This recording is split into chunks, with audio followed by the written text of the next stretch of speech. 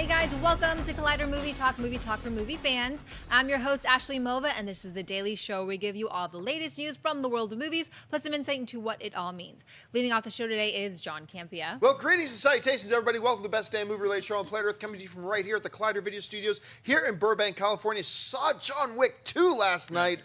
Damn, that was good. Also here, Jon Schnepp. I got a chance to see XX last night. It's a new anthology horror film. Is it also good? Also here, Jeremy Jahns. John Wick, Lego, Batman. As long as it's not 50 Shades of Grey, folks, I'm happy for you all. Seeing that tonight. Also here, Kristian Harloff. Thank you, G.I. Jane. Yeah, I agree completely. It's not 50 Shades, but you jinxed us because we're seeing it tonight. Death to us all. Yeah, a whole bunch of us here are going to go see 50 Shades tonight, and but a few of us here got to see John Wick 2 last night, which is great. Now, listen, guys, as happens sometimes, a couple of items have dropped that we didn't have time to get into the sidebars here. So, Asley, what has dropped? Collider.com writes, Seltzer and Friedberg are back. The filmmakers behind cinematic classics like Date Night, Epic Movie, and Meet the Spartans now have Star Wars in their sights as writer-directors Jason Friedberg and Aaron Seltzer are prepping Star Wars Episode 34E equals MC squared. The Force Awakens, The Last Jedi Who Went Rogue. John, what are your thoughts on the Star Wars spoof? Here's the funny thing about movies.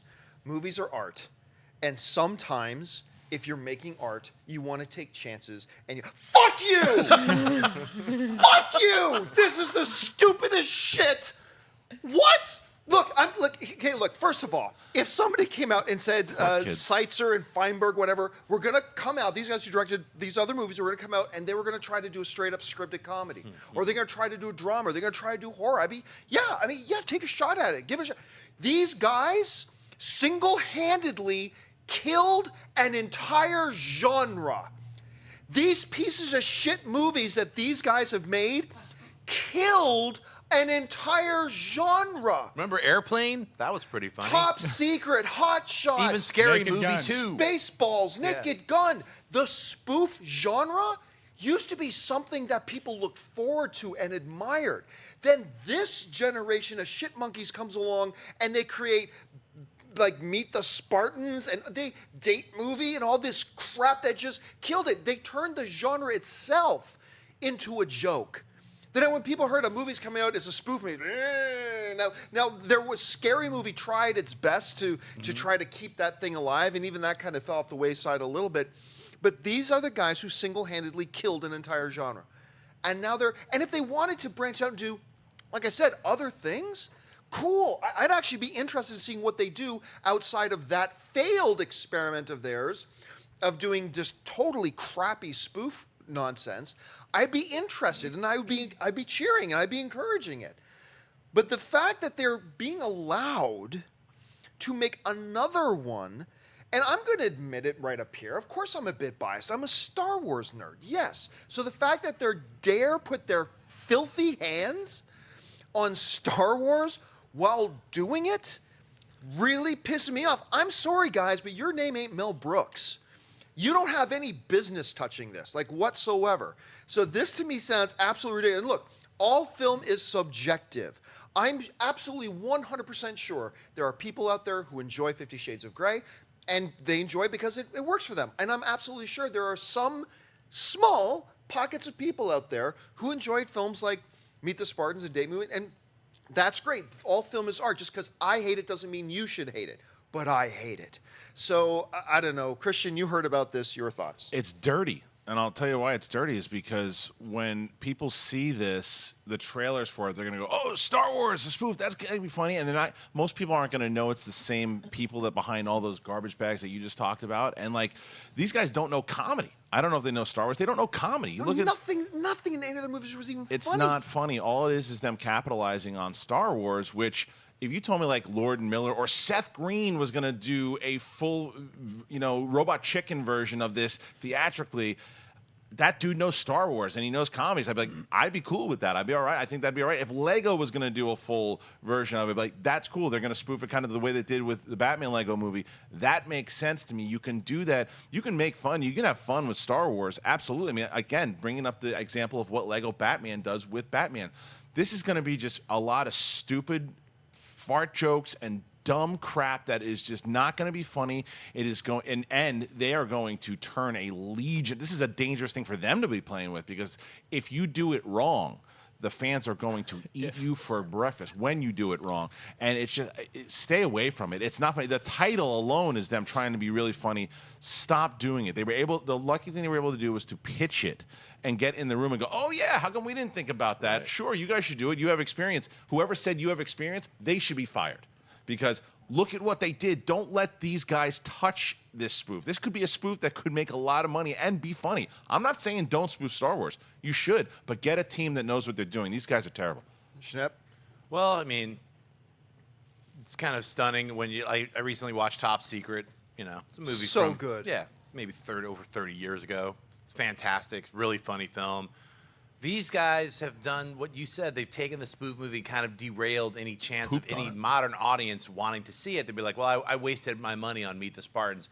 That they don't have a sense of humor. I heard their names like Soft Serve and Freebird present garbage. That's what I hear. When anytime I hear about that company of people making a film, it's like, I'm definitely not going to see it. So that they're making a Star Wars spoof doesn't bother me, really. I don't think anyone's going to see it. It's most likely going to suck. So it doesn't bother me. Jeremy. Yeah, if I heard that they were just making another spoof comedy at all, I'd kind of roll my eyes like they're still allowed to do that. That's weird, but the fact that it's Star Wars is just baffling to me. Because, I mean, bar none, with no exception, anytime these guys make a movie, it'll end up on my top 10 worst list of the year. So thank you for making it a little easier. Now I just have to come up with 9 more the year this thing comes out. But I agree with you. You guys threw out Mel Brooks. Mel Brooks, I've been waiting for him to make... There was a rumor when The Phantom Menace came out that he was going to revisit that world and make a prequel. I think another Spaceballs would be great, but the fact that he hasn't done it, that's fine. I mean, you know, maybe he doesn't have the motivation or the drive to do it. That's totally cool. I totally get it. But spoof movies, it's almost like, you're right, they died. They were killed by these guys. And then recently I saw something that I was like, no, that's the spoof movie coming back, and that's the Lego Batman. It's like these guys saw that. They're like, wait, we didn't kill it. We need to do something to really drive it to the dirt. 6 feet under. We got to spoof Star Wars. I don't know how this is happening. I don't know why this is happening. But if the past is speaking to the future, I don't want to say, hey, it's going to be horrible without me even seeing a frame of it. But of the premise and the track record, I'm looking forward to the murder that is my review of the movie. I could say that. That should be fun. And you know what one of the worst things about this too is this title is just a ripoff of everything that everybody was saying on Twitter. Like, people have been saying The Force Awakens, The Last Jedi, something. Right. They've been saying that for weeks. It's like, oh, let's take that, because that's the extent of their talent when it comes to this lowest common denominator humor, i.e., stupidity. Well, whoever in their family said, "Oh, you guys are funny," they should also be arrested. It really is like when you draw something crap, you're like, "Look, Mom," your mom's like, "Yeah, that's good. You should make movies for millions of people." No, you should be locked in a cage. And again, I can't emphasize this enough, because I went off on it on the one side. I can't emphasize this enough. If these guys as filmmakers want to try other stuff, right, I'm all for it. And I'd be anxious to see what they can do. But the fact that they've so horribly failed at this already. Well, I would say, why would you be anxious to see more of their garbage? Even if it was, I don't care what their Beastmaster. Because at least be something different, you know? At least they're trying something different. They say, hey, we tried this, didn't work for us, learn some lessons. I see. And we're going to try something else. Not a spoof movie. Yeah, something different. Not, like Michael Jordan didn't do great in baseball, but if he tried volleyball right after, I'd still watch it. Yeah. That's actually a great analogy. And if they did that, I would. Why? Oh, my God. Okay, anyway, there's other stuff that popped up. What's next? Warner Brothers has released the first Lego Ninjago movie trailer. The latest addition to the Lego movie universe follows Lloyd, a green ninja, who must team up with other ninjas to defeat Garmadon, the worst guy ever, who also happens to be Lloyd's dad. Tron Uprising filmmaker and animation veteran Charlie Bean makes his feature directing debut, with the movie set for release on September 22nd. Kristian, what did you think of the first Ninjago trailer? It's funny, because I didn't necessarily love the trailer, but I think it's a smart move, and Schnepp and I were talking about this before we went on air, and what I think that Lego is doing right now is they're very similar to what Marvel did. They put out a movie with the Lego movie that a lot of people didn't know how it was going to be, and it crushed. It was great. It should have been nominated for an Oscar. And then you get Batman Lego, which is great and has a popular character, and it's going to do really well. By putting out a movie like Ninjago in September, now it's the reputation of Lego that's going to sell this movie. If you just put this on by itself, then that would be a tough thing to start your franchise, your Lego franchise with. There were some jokes in here that hit. There were some other jokes that I thought missed, but I found myself more interested in, I'm actually really looking forward to this movie because I've been impressed with the previous two that I've seen so far. The team that's doing it is doing another one. Out of all the trailers I've seen from Lego, this one I've probably liked the least because I don't really care enough about the characters yet. But I am excited to see what they do next because I love the first two so much. You know, we make one Lego movie, it worked. We did Batman, it worked. So let's make Ninjago. F! No, I'm kidding. This actually looks really good. I admit, I have not, a long time ago after seeing the Lego movie for the first time, I said, because I doubted that movie before seeing it. Right. I said, I am out of the doubting Lego business. I am out of it. And I got to admit, hearing about like them going in the direction of Ninjago when they were building on like really popular properties before, I kind of doubted it a little bit. But you know what? This isn't the best trailer in the world, but it's clever. It's cute. There are like 3 or 4 times throughout the trailer that I was giggling and smiling.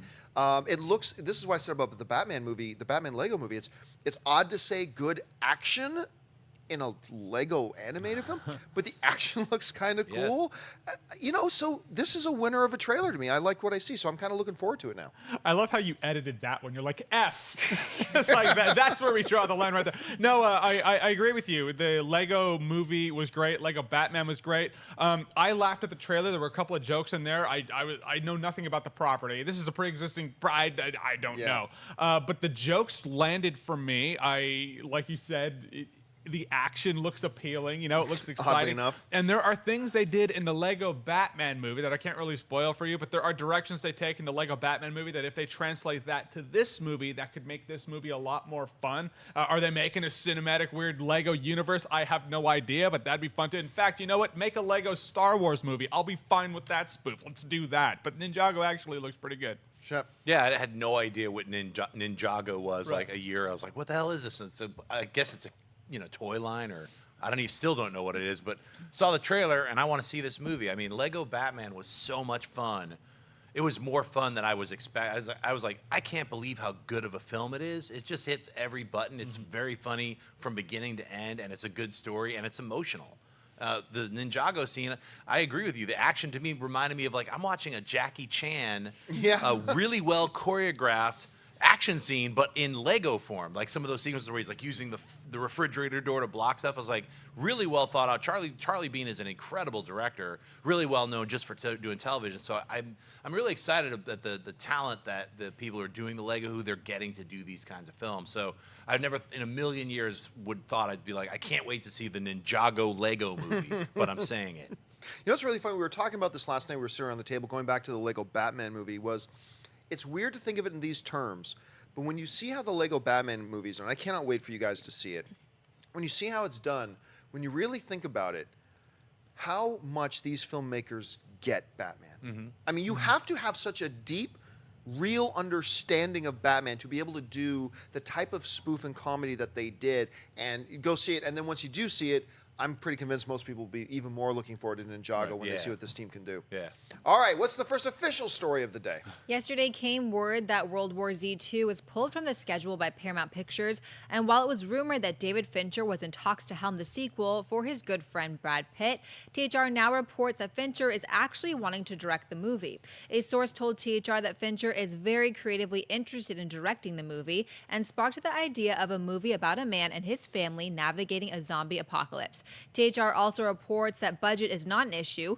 Fincher reportedly said he can make the film on a budget less than the original's $190 million. However, Paramount's head, Brad Gray, is not ready to greenlight the follow-up, which is raising eyebrows across town based on Fincher's willingness and pedigree alone. John, why do you think Paramount is dragging its feet with David Fincher wanting to direct World War Z 2? I don't know. Because, look, we all know the story of World War Z about how it was a complete disaster and a mess.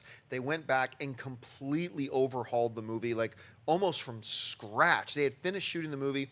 They reshot like 80% of it and basically made it into a completely different film that ended up working. And I quite enjoyed World War Z. And when I think about that world that they created in the first one, David Fincher directing in that movie, the guy who directed Zodiac, the guy who directed The Social Network, the guy who directed Fight Club and Seven and Girl with the Dragon Tattoo, that guy in that world could be, I hate using this word, but that could be epic. Like, that could be incredible. What could be holding them back? The fact of the matter is, because of all the problems they had with the first one, World War Z ended up making a little bit of money, but it was by a razor margin that ended up making money when you take all the factors in consideration. So I can understand Paramount wanting to be cautious, but I don't know, man. If I'm a Paramount exec and I've got this property, and then Fincher comes along and says, I've got an idea for this movie, I'll come in under budget from the last one, and I think I can make this thing work. I don't know that I can hit the green light fast enough. I don't know, Kristian, what do you think? Here's, when you look at the story as far as why he wouldn't greenlight it, the movies that you mentioned, look, Fincher's one of my favorite directors of all time. The movies that you mentioned, Dragon Tattoo, Fight Club, Benjamin Button, maybe, don't call me on that one, but the first two, didn't do very well in the theaters.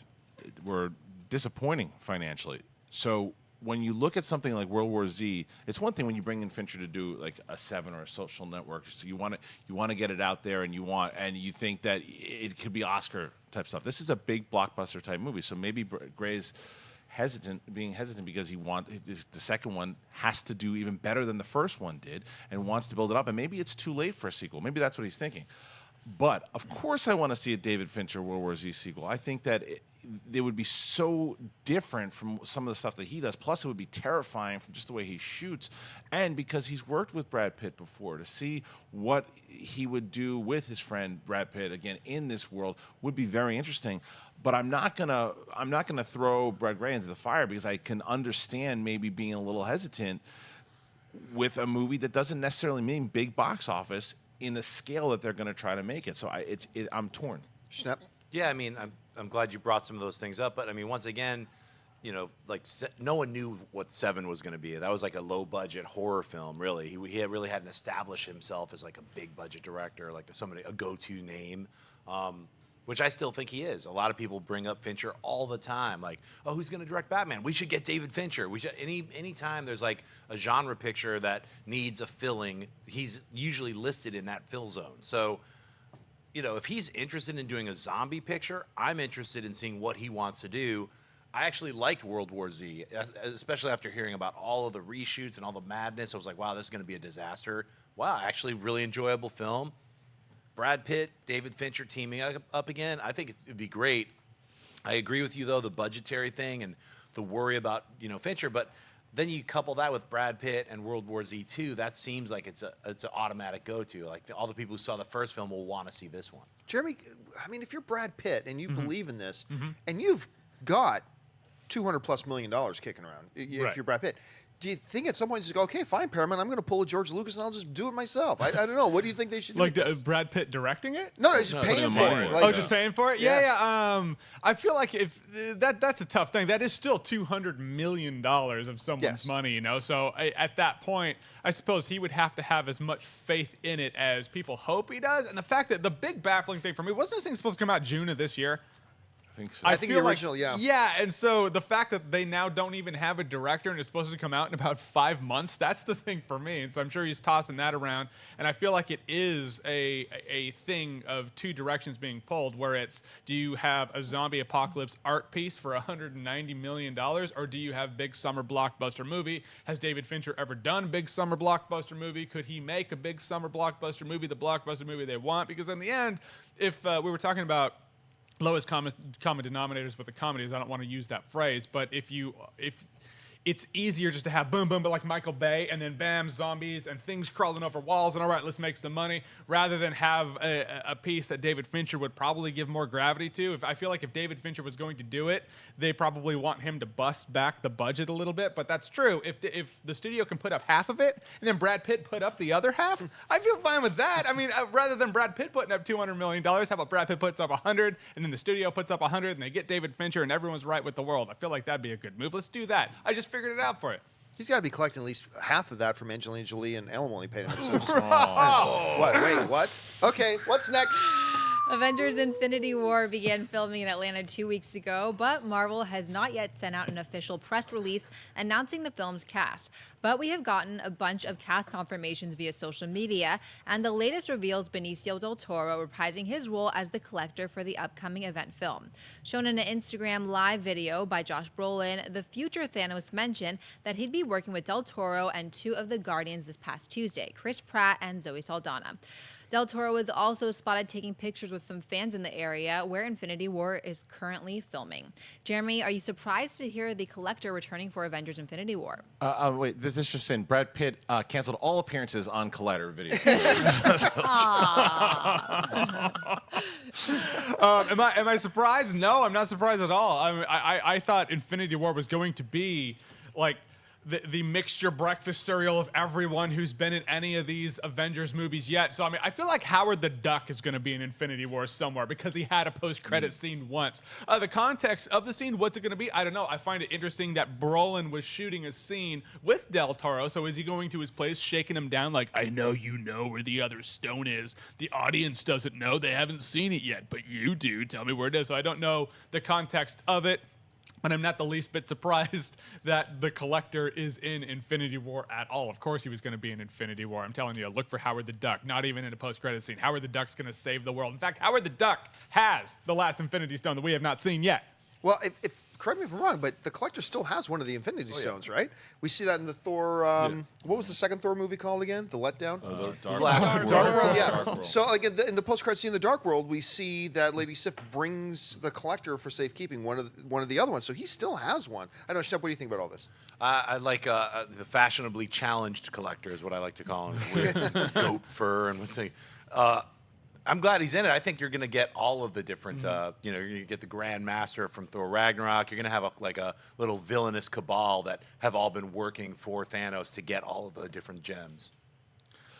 Yeah, I think that Jeremy kind of hit it. It reminds me of like those gangster films where like the pawn shop owner has like the last thing that the gangster needs. Yeah. And he comes in and just wrecks shops, takes it. I think that's exactly what's going to happen. I think he's got the last one. Thanos comes in, kicks his ass, gets the stone, and that's the end that we see. Maybe. Oh, really? Collector. So I think Collector's working for Thanos. I don't think so. I mean, you know better than I do. If you say that, then I'll change my whole opinion. But I mean, I would just that would be interesting. I'm not saying you're wrong. I don't know enough about it, so I mean, I would probably if. If it was Vegas, you'd go with Schnepp's Yeah, theory, right, which I right. don't mind. This But is comic book knowledge. I just say that maybe it's interesting to see that maybe he turns against him and he's just kind of all on his own because he seems like he's pretty good on his own. Yeah, and I don't know if I could see him working for him because the Collector in the movie at least really does strike me as a guy who works for nobody but the Collector. But who knows? We've seen weird alliances before in these types of movies. All right, what's next?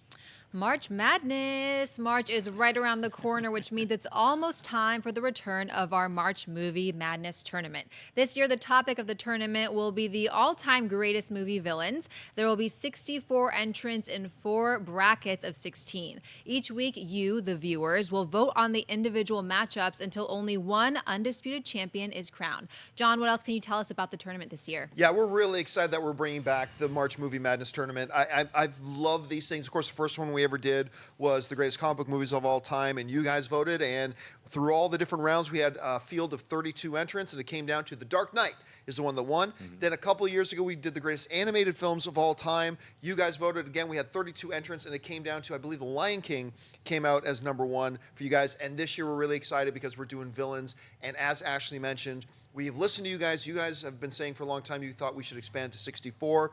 So we are doing 64 entrants this year. And again, this tournament starts in March. And the way it breaks up, we have 4 brackets of 16. Each bracket will have their own #1 seed through 16, and they will battle it out through your guys' voting until we come down to an eventual champion. Now, a couple of things that are a little bit different. One is that we have 64 entrants. But here's another thing. We have already got 60 entrants into the tournament. We'll announce those entrants later. But there are still 4 spots available. So over the next 2 weeks, we need you guys to determine which villains will get those final 4 spots. And today, we begin the wild card round. Today, you guys will pick one movie villain that gets one of those 4 remaining spots. And it comes down between these 2 villains. Dark Helmet from Spaceballs and We have Skinner, played by Tia Correa in my all-time favorite action film, True Lies. Dark Helmet versus Skinner, and you guys will decide which of these two will get one of those final 4 spots in our round of 64. How can you vote? It's easy. You go to our Twitter right now. Make sure you're following us on Twitter at Collider Video. Go to our Twitter account right now. At the very top, you will see a poll. Either Skinner or Dark Helmet. Cast your vote, and in a couple of days, we'll announce which one you guys have determined will get one of those final 4 spots. And I'm really excited. I love the March Madness movie tournament that we do every year, and I think this is going to be great. Villains is going to be awesome. All right, with all that out of the way, guys, we've reached that part of the show now for buy or sell. Here's how this works. In front of her, Ashley's got a few other items in the world of movie news. She's going to run them down. Then those of us at the table are simply going to say whether we buy it or sell it. So, Ashley, what do we got? Thanks to a tweet from Exhibitor Relations, the third movie in the Bad Boys franchise, Bad Boys for Life, has moved off its latest release date and will now hit theaters 10 months later on November 8th, 2018, instead of January 12th, 2018. The outlet also mentions that Bad Boys 4, which was set for a May 24, 2019 release back in December, is no longer on the release schedule at all. This isn't the first time Bad Boys for Life has been pushed around the schedule. The film was originally set to arrive on February 17, 2017, but was delayed to June 2nd, 2017. 5 months later, it was given a new title and pushed to January 12, 2018. Kristian, buy or sell the new release of November 8, 2018 for Bad Boys for Life? I'm going to buy it, and I think that someone sees that it keeps gets pushed, like, oh no, what's the problem? I love the fact that they got rid of the other sequel yet, because that was one of my biggest concerns. It's just like, we don't know if it's anything from like Zoolander and all these other movies that have come out with sequels too late. We don't know if people are going to want another Bad Boys, much as 2 of them. So get rid of the one, focus on the one that you have, and just traditionally, November is a way better opening date than January is. So if you need that time to put the effort in, to get your 2 stars ready to go, to get the script ready to go, and Carnahan's doing he's a really good director. I think this is a very smart move for them, because it's one of those things. If it does well, then announce a sequel, because then we'll want another sequel. Don't put the cart before the horse. Let's just figure it out, and it seems to be what they're doing. November works for me, so it's a buy. Schnepp. Yeah, I buy it too. I mean, Joe Carnahan, once he was writing and directing, I was like, yeah, that makes a lot of sense. It's going to be a really fun film. 10 months, I'm not crying about it. I know Makuga is, but I'm buying this. Jeremy. Yeah, I agree with you. We'll have all the parables here. Don't put the cart before the horse. Don't count your chickens before they're hatched. My big thing, I think we talked about that on the show when it was announced the Bad Boys 3 and 4 were coming out. The big thing we were saying is, like, why would you greenlight a 4th one when you don't know if a 3rd one's going to work yet? Like, I mean, it's been a couple decades, or a decade and a half around there. I think so, yeah. Around 15 years now. It's been a long time. Yeah, 13 years, 12 years. Point is, over 10 years since Bad Boys 2 came out. People don't quite know if people want to go to see a Bad Boys movie. So, yeah, give us a 3rd one. Give us a solid release date on it. Give it a fair chance in November. And then if people go to it, hey, let's do Bad Boys 4 after that. But I don't want to see the Matrix Reloaded scenario when I might not get a Matrix Revolutions, where it's like, oh, right, we set up for the next canceled, So just give us a 3rd one, have it wrap up. Give us a 4th one, have it wrap up. Hope it all works out. All right, what's next? Variety reports that Matthew McConaughey will star in the comedy Beach Bum with Spring Breakers Helmer Harmony Korine writing and directing. The movie will follow the hilarious misadventures of Moondog, a rebellious and lovable rogue who lives life large. In the press release, producer John Lesher said that director Harmony has crafted the perfect movie for our dark and serious time and called it a refreshingly original, irreverent, and hilarious stoner comedy. Principal photography is scheduled to begin in July with a release date yet to be determined. Schnepp, buy or sell the stoner comedy with Beach Bum with Matthew McConaughey? This is a big buy for me. It feels like it's just an autobiography of Bongo Man himself. McConaughey, it's like, a lot of people are saying it's the end of the reconnaissance. I think this is just the second chapter of the re-beginning of the reconnaissance. Harmony Korine's an incredible director, from Gummo all the way to Spring Breakers. The guy's got talent. He takes risks. He does things off the cuff. He makes weird films. I'm 100% into seeing Moondog's adventures. Jeremy. McConaissance Rebirth. That's what we're going to call this. No, I mean, Matthew McConaughey in his stoner comedy where he plays a beach bum. This is like Christmas for me. I want to see Matthew McConaughey be a big man child like Bodhi from Point Break, but just given less of a shit. I think that's fantastic. I think McConaughey's the guy to do it. McConaughey can be that character and play serious. Dude has a wide range of roles up there in his head. I think if anyone can pull that off, he can. I'm looking forward to this for sure. Kristian. This goes back to what we were talking about before with this whole Star Wars spoof. Is when you tell me there's certain people that are doing certain movies, I'm either on board because of that creator or I'm not. Harmony Korine, this guy, I hated Spring Breakers. For the first hour, I hated it, and it flipped me on my head at the end because it was so bizarre, it was so strange, that I wound up really liking it. I understand that some people, if you say, I couldn't stand that movie and I hated it, I get it. It's not for everybody. But I wound up really enjoying it. I thought it brought a great performance out of James Franco, one of his best. You know, look at my shit. There's just so much great stuff in that movie. And I want to see McConaughey working with this dude to do that, because if you just said, oh, he's just doing a stoner comedy, and then Kate Hudson's going to show up, you're like, oh no, why are we back here? But I don't think it's going to be this. I think it's going to be something's going to happen to him in this stoner comedy. This is going to be like Pineapple Express type stuff times 10. Yeah. So for that, I'm buying it. All right, what's next? What about you? Who cares? All right. Move on to the next thing. John, we want to know if you buy it or sell it, goddammit. We're running long. All right. Variety reports that after 7 long years since his last feature film appearance, Jack Nicholson is back. The actor will star alongside Kristen Wiig in the English language remake of Toni Erdmann for Paramount Pictures, which recently acquired the remake rights to the German film. The original is written and directed by Marinade and follows a practical, joking father who tries to reconnect with his hard-working daughter by creating an outrageous alter ego and posing as her CEO's life coach. Paramount is now looking to attach a director and a writer with a release date yet to be determined. John, buy or sell Jack Nicholson's return in Toni Erdmann? Buy, and I really don't say these words that often, but thank God, because I was really starting to believe we weren't going to see Jack back in movies again. It had been so long. This guy's a treasure. And, you know, later in his career, he was, I mean, he's always been funny.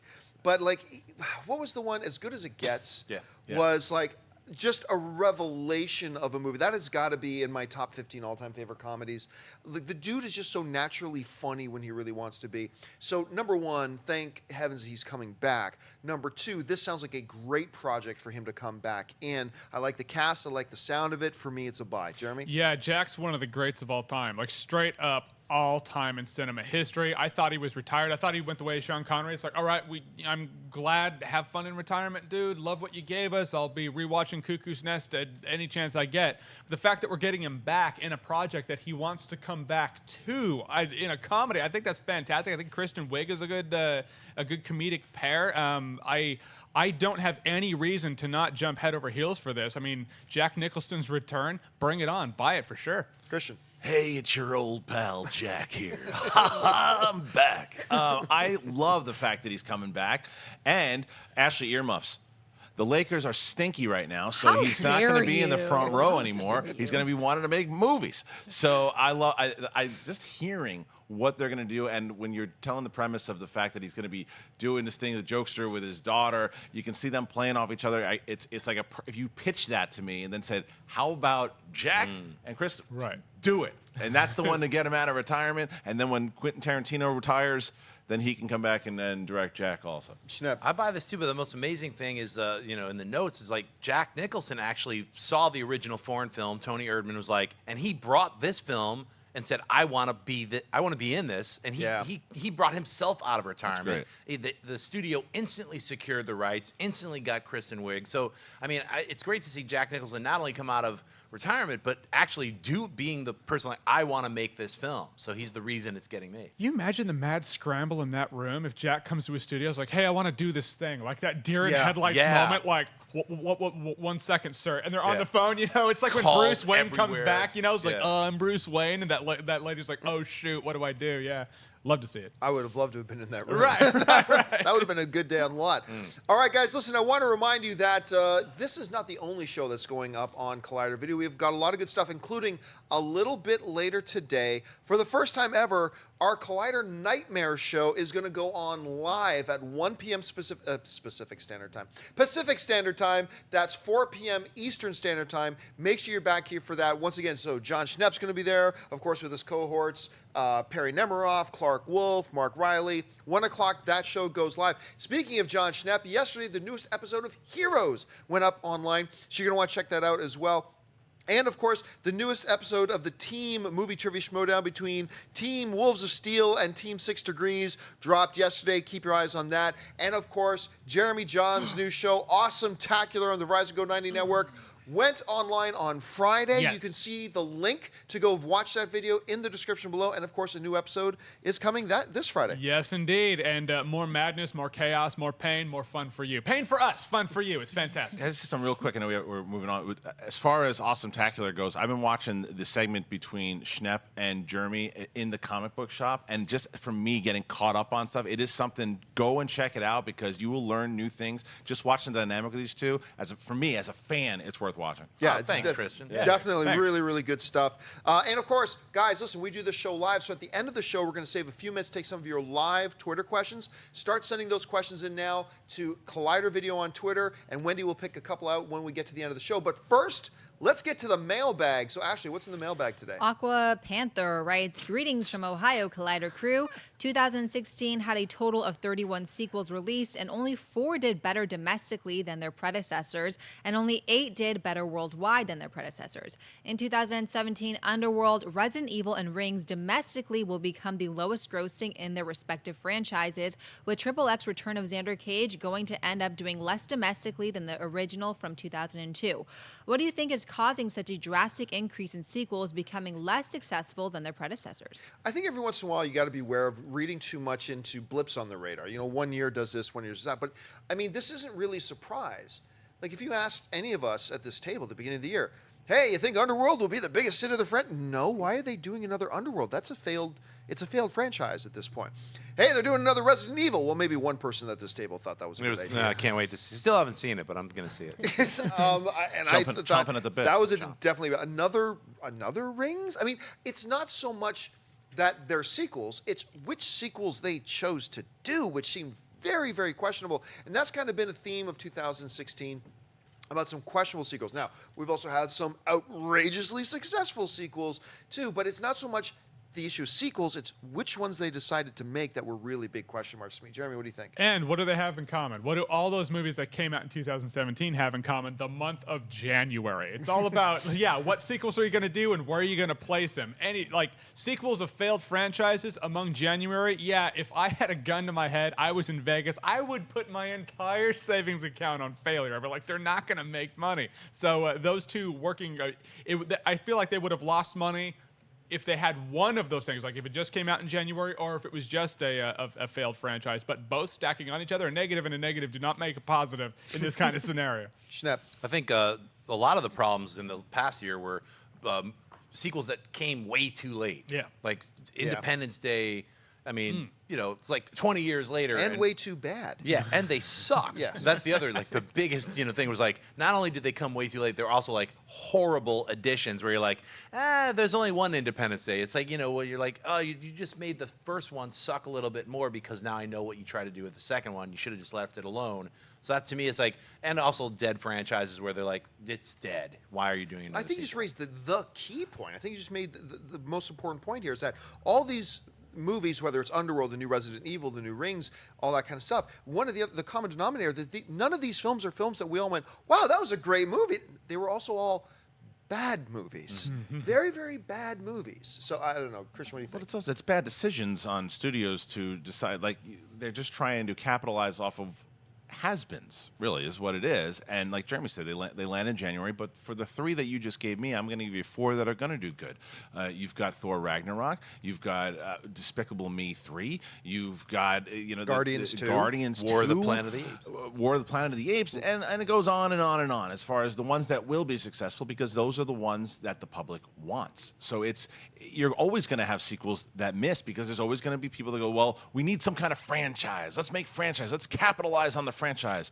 And sometimes it works. Saw has 87 parts, and they did well. Then you have Rings, which should just die with the Samara. Or sometimes you can't get a sequel made, like Friday the 13th. What the hell? Yeah, that's all I'm saying. It's just a matter. It's like any other business. It's like there's some choices that are made that try to make profits, and it doesn't work because no one gives a crap about it. And then there's other product that's out there that people want to be part of. All right, what's next? Charleston T writes, "Hello, Collider. I hope you enjoyed the game. Yay, Patriots!" Yay! Barf. My question is, do you think GOTG2's post-credit scene will lead into Thor Ragnarok? Maybe showing the Grandmaster getting Hulk ready for a gladiator battle? If not, do you think the post-credit could set up Marvel's slate? Thanks. I think it makes sense that it would lead into Ragnarok. I mean, or more importantly, since I don't think any Guardians are going to be popping up in Ragnarok, it might probably more appropriately be setting up Infinity War, be first stage in setting up Infinity War. So that's probably because what was the last post-credit scene? Well, that was Doctor Strange. But at the end of one of those, which one was it where the post-credit scene is Thanos getting the gauntlet and saying, "Fine, I'll do it myself"? Which one was that? Guardians. Was it Ultron? Guardians. Guardians. I think it was Guardians. No, that was No, That was Ultron. That was Oh, Ultron. okay. Yeah. Oh, That was okay. Ultron, right? I And see. he Oh, didn't. right. He didn't pop up in Civil War. He didn't pop in the movie. It was just setting up for something coming later.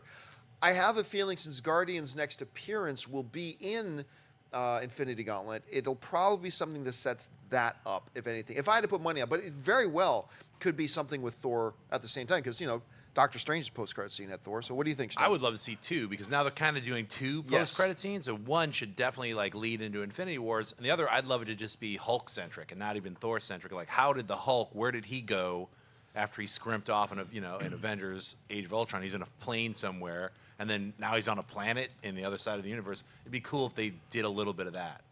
It could be what they did in a lot of Phase 2, which is just a joke. Like a lot of the post-credit scenes in Phase 2 were just like, we'll just make it funny, and that's that. But I do agree that if you have 2 credit scenes now, one mid-credit scene, one post-credit scene. So yeah, like you guys said, one can set up where the Guardians are going to go, which will be in Infinity War. The other one can set something else up like Thanos. Maybe that's where Thanos comes with the Collector. I don't know. You can do both now because now we have 2 credit scenes. Heck, it might be the first one with 3 post-credit scenes, my friends.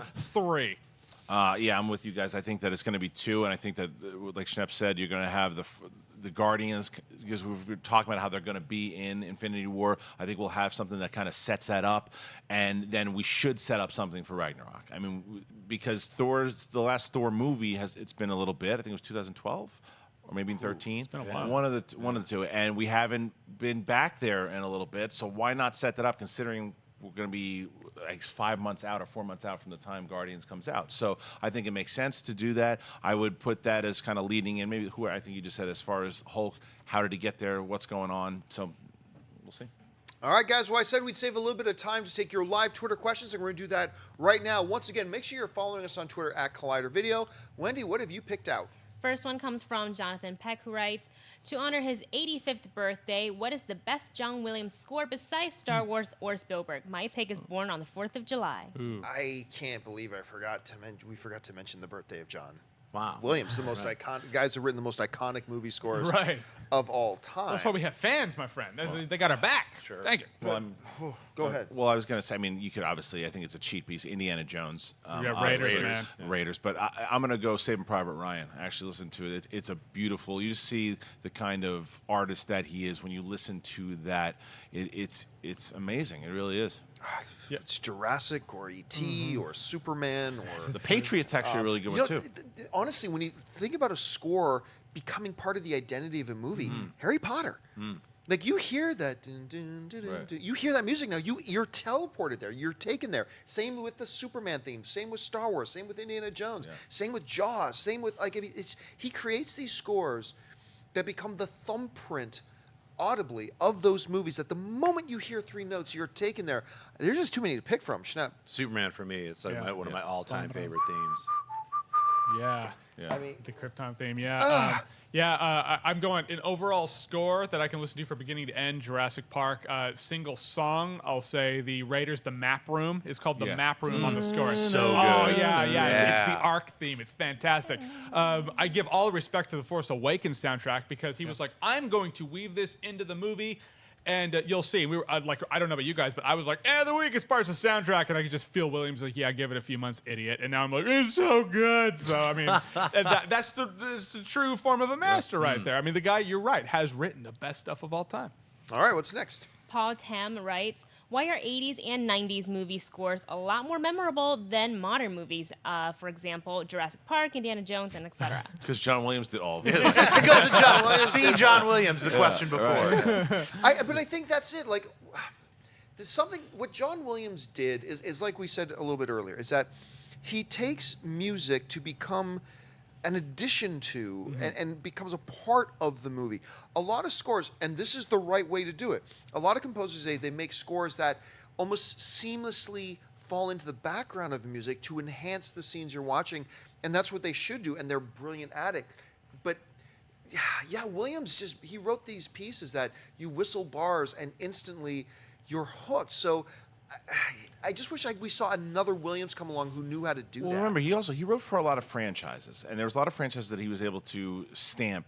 And one of the things that I'm hoping Kevin Feige does, because you look at Alan Silvestri's score from the Avengers theme should have been a lot more memorable than it was, because it's a great piece of music, but the problem was what Marvel did for a long time was they kept just replacing composers because they didn't want to spend the money on them because it would cost too much. And I think Feige is getting rid of that because he's bringing Silvestri back, and I hope to hear the Avengers theme. And I bring that up because when you have the franchise that it's more memorable, and the more you see these characters on screen and the more you associate their themes with them, that's when you start to get into this John Williams territory. Not as great as far as his music goes overall, but what I mean is memorable, connecting Superman with that da-na-na-na-na. You can do the same thing once you hear Captain America's theme. Captain America's theme, and again, by Silvestri, should have been throughout his entire run, but because Marvel didn't pay him and didn't want to bring him back, you heard it. I think in the second one, it just popped in there for a little bit, so they didn't have to pay him. You know what films are doing a really good job of that doing that John Williams thing where the music clicks and you're instantly there. Oddly enough, is the DCU right Yes. now. Because like Wonder you hear, Woman. Oh, of like course. the Wonder Woman, Yeah.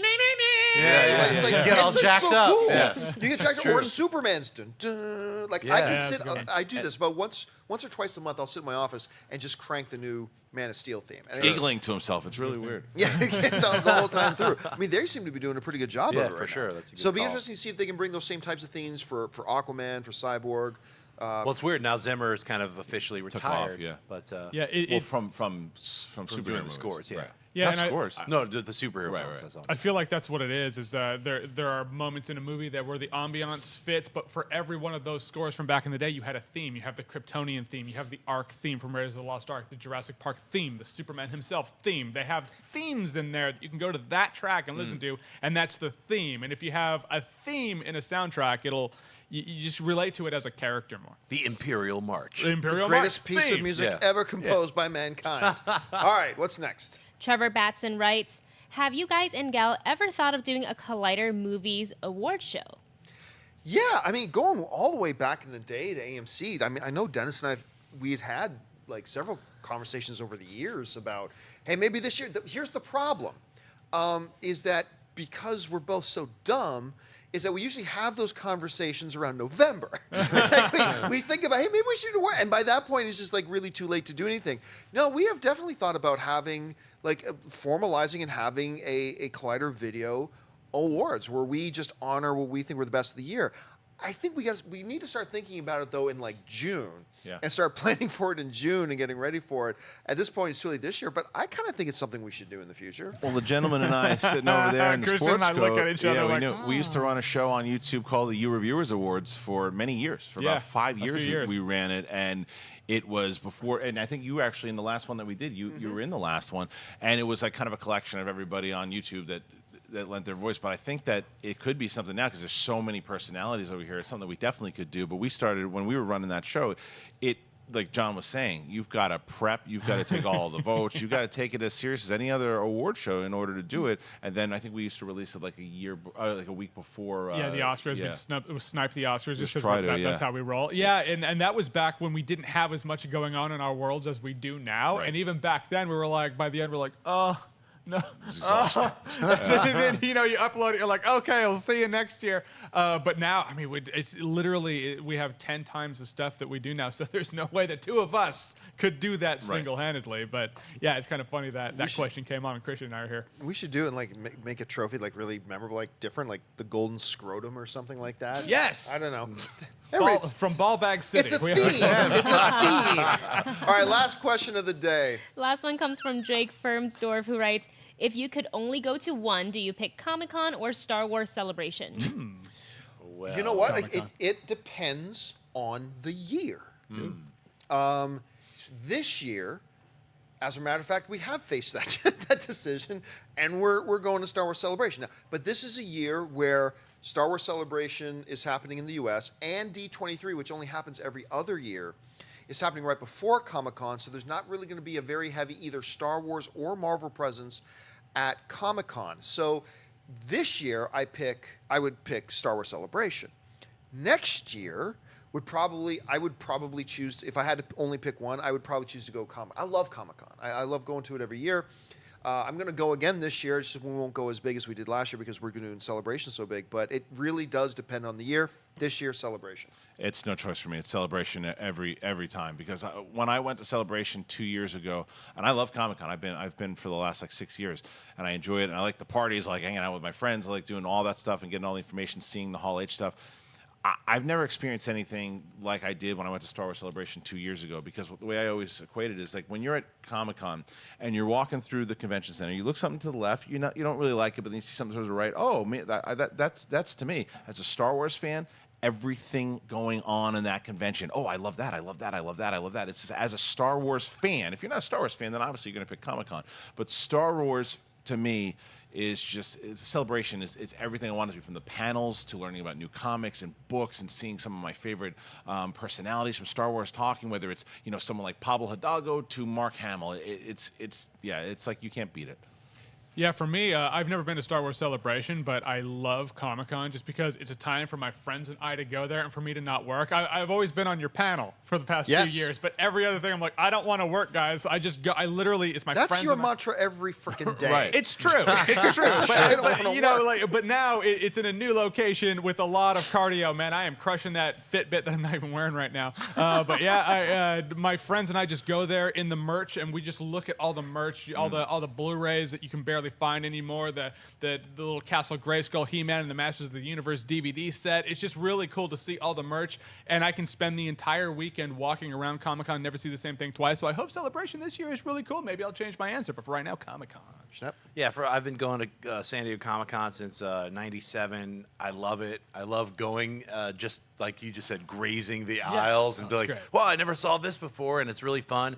I regret not going to the Star Wars Celebration when it was here in Anaheim. I even had tickets. I just was way too busy, and I couldn't go. And then seeing these guys have so much fun and that reaction to seeing the trailer. I saw it in my office like 10 minutes after everyone else saw it in that giant stadium. But even though I got all teary-eyed by myself in an office, it would have been so much fun to experience that with other fans of Star Wars. And even though I love comic books and science fiction and fantasy and superhero stuff, I also love Star Wars. And I love the idea of Star Wars continuing. So for myself, I'm excited to be going to Star Wars Celebration and Comic-Con this year, so I don't have to choose. But if I had to choose, it would definitely be Comic-Con, but I can't wait to go to Star Wars Celebration. And I'll let you guys know that everybody you see up here and at that table over there, we are going to be at Star Wars Celebration in Orlando this year, and we are going to be doing stuff that you can join us for every single day of the convention. What specifically, we're not announcing that yet, but Even if you don't have a ticket, right?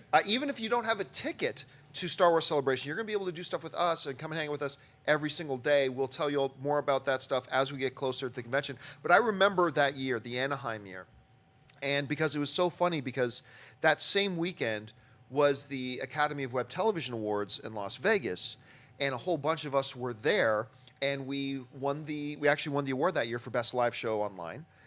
And the next morning, as Half of the crew was hungover.